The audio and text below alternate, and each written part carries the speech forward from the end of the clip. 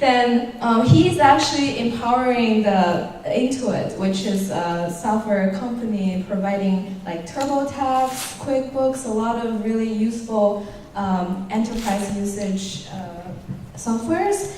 And he's doing like fraud detection and centralizing all the databases and different kind of data source together. So without further ado, I would like to welcome him to give you an exciting speech. Okay. Thank you. That's a tall order. I never said this was going to be exciting. So thank you all for coming, and all right, I guess I'm blocking the. See, it's already kind of exciting.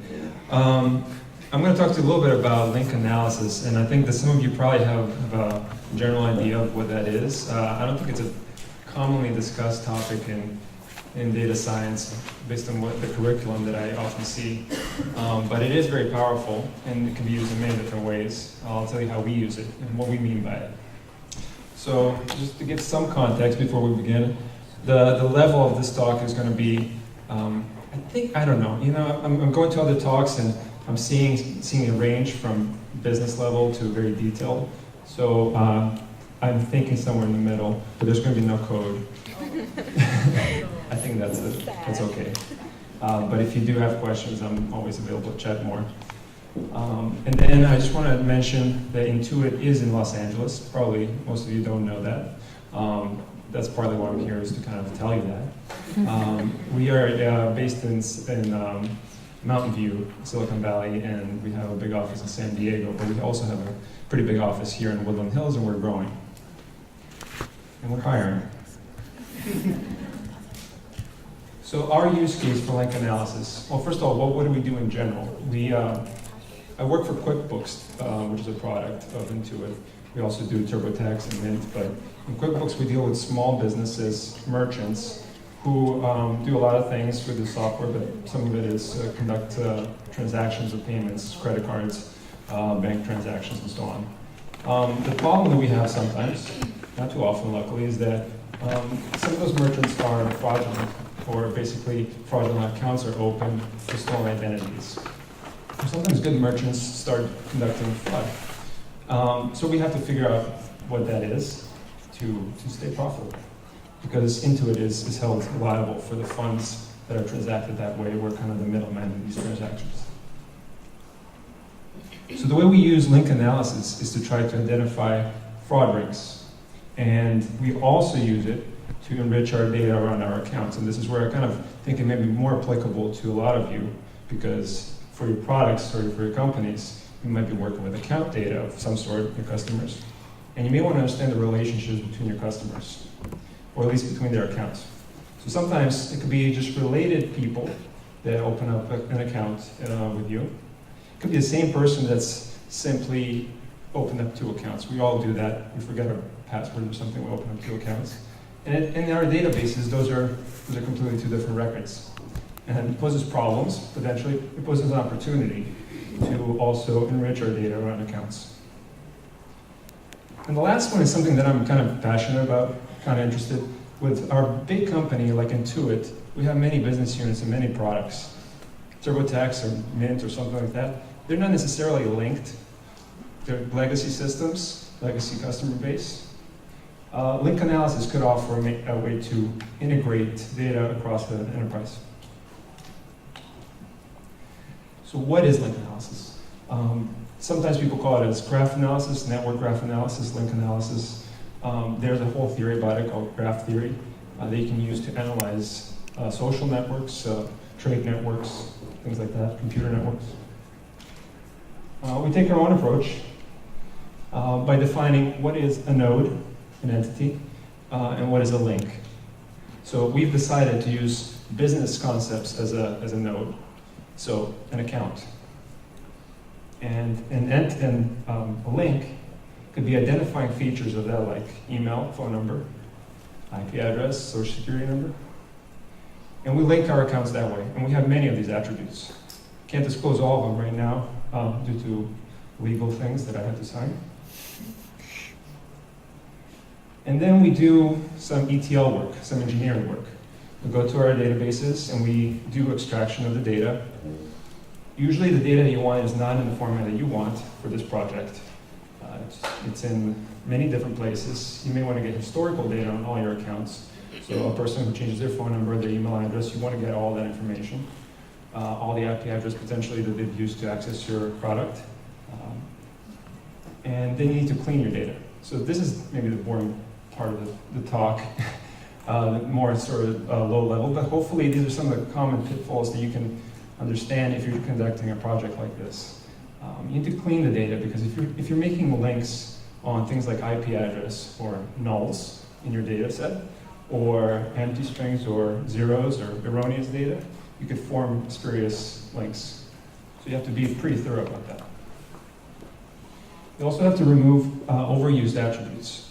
So if your product is accessed through your internal network, for example, and it's being seen as an internal IP address, a lot of your customers are going to appear like to have the same IP address, but that may not be the truth. Maybe a sales representative is accessing the account for some particular reason or something like that. So you have to clean up this data. Even though it's not erroneous data, you have to clean it up. So you end up with a table like this. And this is basically an entity of some sort, which is an account, an attribute type, and a value. That's the first step of what we do. Second, we make relationships between entities according to these attributes. So entity 1 and entity 2 are related by phone number and IP, and entity 1 and entity 3 by email and so on. Then we kind of summarize this data in a sort of a row format per relationship. Oops.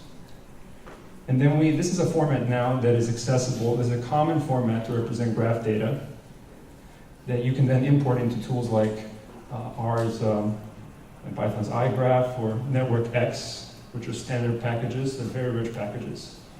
You can visualize and do some exploration in Gephi, which is a nice open source tool. And then you can visualize this data in something like V3.js. And these kind of libraries, they're used to taking data in this kind of format. Another thing you can do is you can do machine learning. We do all these approaches pretty much. You can create a predictive model using link analysis data. So if you have labels, I don't know if I can, yeah. If you just add labels to the data we just saw here, going back, this kind of table, which represents links between your accounts or any kind of entities in your business, and you say that this merchant here is fraudulent, this is based on historical data, you can then train, you can just use this in some sort of predictive model to derive outcomes for new data. And you can incorporate that back into the graph structure as well. And this is something that we've found it was very insightful to inspect the model and then to actually realize that combinations of factors sometimes lead to cases of fraud that we wouldn't have otherwise seen.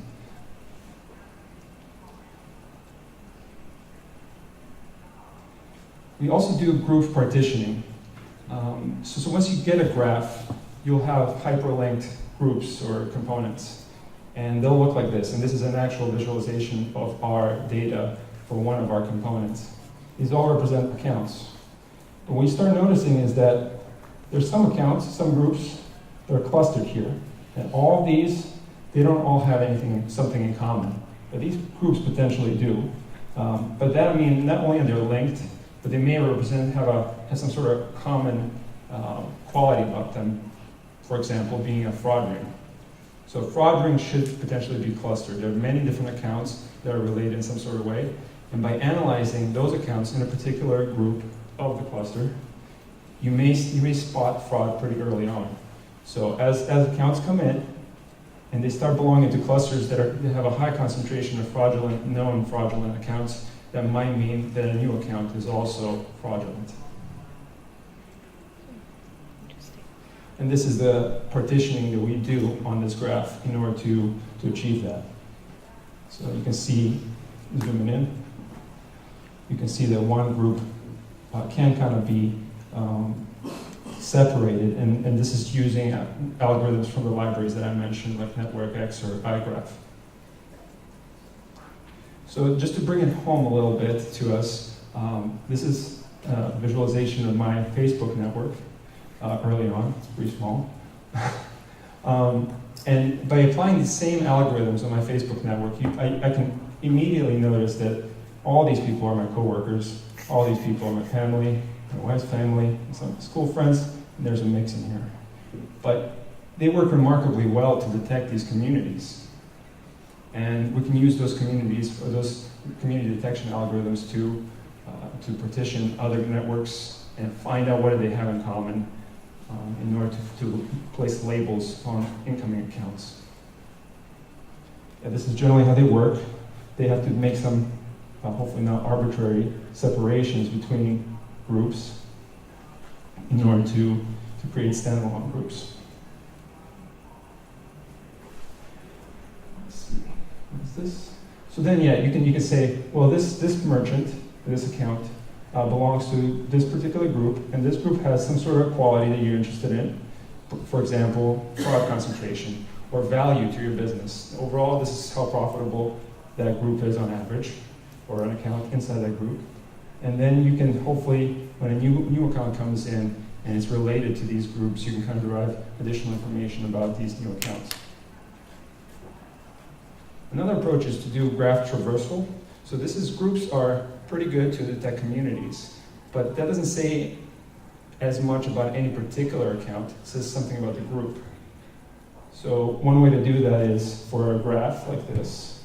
You just start off from that node, from every node, and you go out 1 degree, you go out another degree, and then you derive statistics based on degrees out, or some sort of heuristic that you maybe perhaps include the weight of a relationship in order to go outside and to find these hops and derive some further statistics about these related neighbors. So, as I mentioned, this is pretty much what we use it for.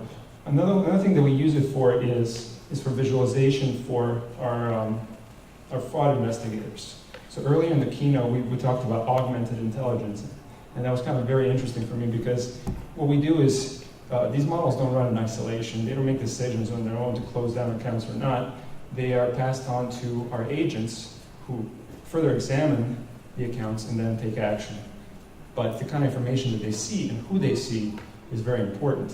And we do, as data scientists, we do our job to present nice UIs and visualizations to make their jobs faster and better. So we've developed an internal tool, a web application, that has these groups labeled here for them to see with the riskiest groups outlined at the top for them. And as this is a little screenshot, as they go on any particular account, they click on this link and they get to see a visualization they can interact with or traverse the graph with in order to find out which accounts are bad, closed, and so on. And we use D3.js in order to do this. There's a lot of examples online on how to do this. You just need some JavaScript coding. So other considerations that I wanted to mention is privacy. This is another sort of takeaway from the keynotes this morning, is that we should be aware of any privacy implications of what we do. So I thought I'd mention it, so I edited the slide at the end. If you're linking accounts, and if you're making some really important decisions about an account, like a loan approval or not, the fact that an account is linked to another account might be telling of risk associated with that account, but sometimes it could be unethical. If they share a common address or something like that, or spouses or something, that shouldn't go into, perhaps they shouldn't go into their decision about a loan, but it could in these models unless you're careful. Yeah, so another thing is that these are maybe not common use cases for what a graph is or could be. So we kind of initially didn't think about this problem as a graph problem, but I encourage you to think about more things as a graph problem, and might lead to a lot of very, very positive outcomes like this has for us. We've been able to close down a lot of fraudulent accounts on identifying using this methodology. But on the other side of the spectrum, you may see that some people think about everything can be a graph. And especially people who want to get up and running with the latest technology like Node.js, well, actually not Node.js, what's it called? The graph databases like Titan and Neo4j. They would like to graph everything, and everything is a node, and so on. So that doesn't solve anything. So you need to kind of come up with some sort of compromise between nothing is a graph and everything is a graph. And you have to think about the reason why that is you have to think about the longevity and stability of your project. And you can't use the latest technologies always to create your project because there's not a lot of people around to support that project. There's not a lot of experts in that. So we actually use relational databases for a lot of this, like Vertica and SQL Server. So all this is possible on a large data set, even using relational databases. So that's it for me. Thank you very much, and this is my contact information, and we are hiring at the initial event.